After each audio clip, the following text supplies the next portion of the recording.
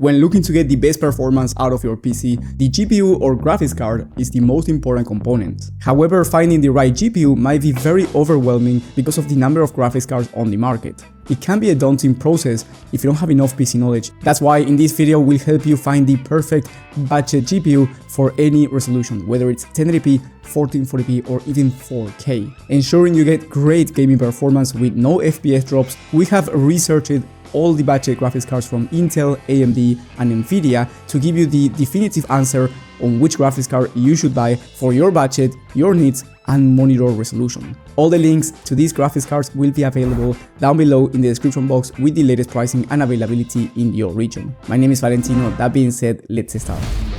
First, let's talk about 1080p resolution gaming. If you want to play at 1080p, I have two budget graphics cards for you. Now, if you don't care about playing the latest, most high demanding games out there, you just want a solid GPU to play easy to run games like GTA 5 for example, or Valorant or Fortnite, and you don't care about having the maximum frame rates at the highest ultra settings, then I do recommend you getting the Intel Arc A750. This graphics card is actually very solid when it comes to 1080p resolution gaming. You will be achieving very smooth frame rates in medium to high settings in most games at this resolution, and on top of that the pricing is amazing at $200, which is once again really good, especially considering today's pricing. Now again, it's not the fastest GPU out there by any means, but it's very solid, especially at this price. Now, if you have a little bit more money to spend for $50 more, you can upgrade to the Intel Arc B580, which is one of the newest graphics cards from Intel, and it will allow you to play at 1080p high to ultra settings in high demanding games at smooth frame rates. So if you want to play games like Cyberpunk 2077 or games like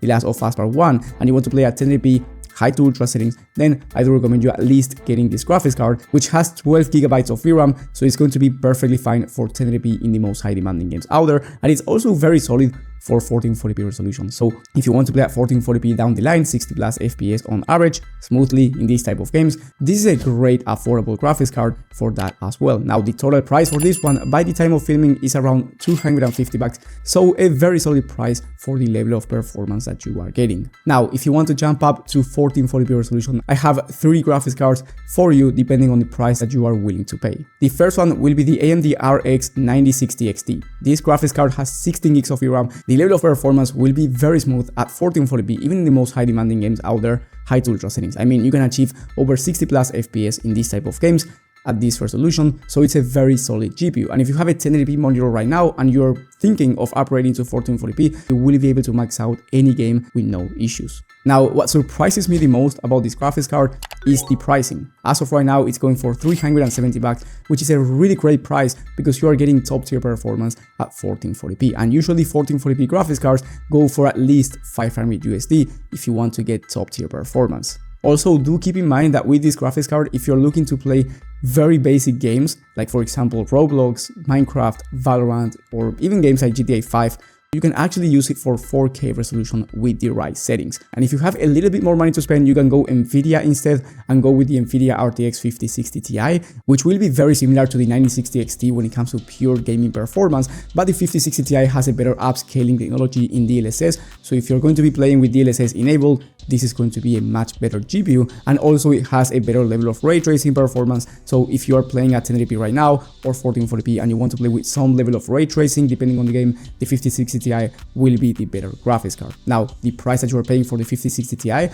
will be $430 by the time of filming. So yes, it's a bit more expensive. You pay the premium for Nvidia, but you are getting the Nvidia feature set, which might be ideal depending on your needs. And as a bonus graphics card, if you have less money to spend, then I do recommend you getting the RX 7700 XT. This is a last gen GPU, but will be perfectly fine for 1440p. In fact, it's very similar when it comes to gaming performance to both graphics cards I just mentioned in the 5060 Ti and 9060 XT. So in terms of gaming performance, you're going to be getting very similar numbers. Very fast performance at 1440p high to ultra settings. The only difference is that you get 12 gigs of VRAM, so it's a bit more limited if you want to go 4K, or if you want to play games in the future, they might require more than 12 gigs of VRAM, but honestly at this price point and at this performance level, 12 gigs is absolutely fine for 1440p. And the other difference is that since it's a last gen graphics card, it's slightly worse when it comes to its technologies, for example FSR. Now the price is actually pretty great at $330 and it's a brand new graphics card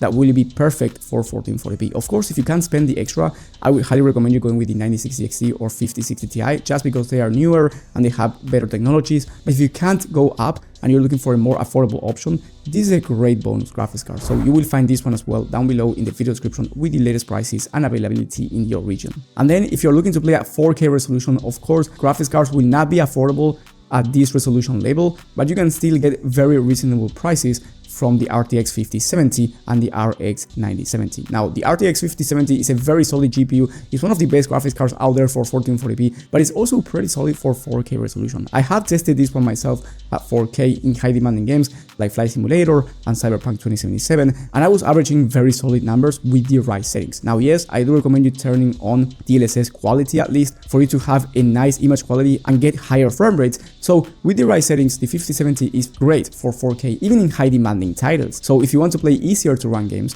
you will have no issues when it comes to 4K resolution. And this GPU goes for $550.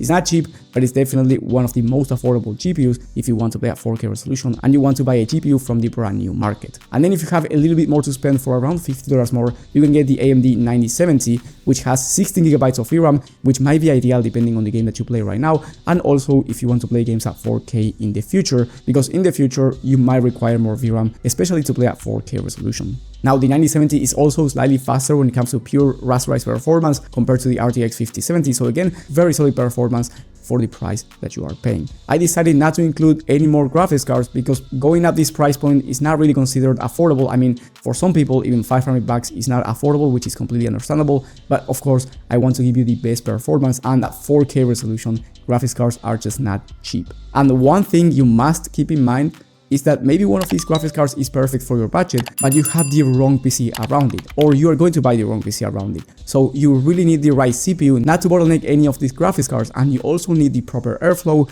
the right motherboard, and every component around these graphics cards has to be balanced. That's why I highly recommend you watching my video on the best PC builds of the month, where I go over complete PCs with affordable graphics cards that will have no bottlenecks. That way you ensure high FPS. And if you're looking for a pre-built PC instead, you don't want to build one yourself, I also have a video for the best pre-built PCs of the month. You will find both videos on the screen right now. Thank you for watching, and I will see you on the next one.